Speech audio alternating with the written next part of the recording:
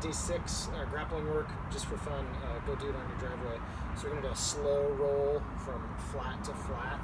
So I lay down.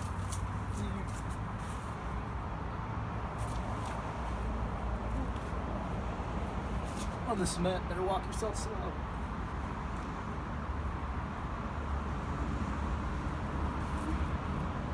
Back. Walk yourself slow. There you go, there's a good fill.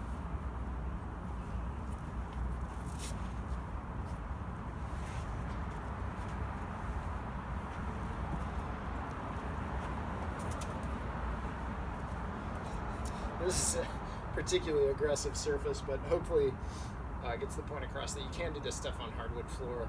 I'd say tennis side is pretty aggressive. Maybe practice some falling and rolling on the cement. Good times. Wear a thick jacket if you're worried.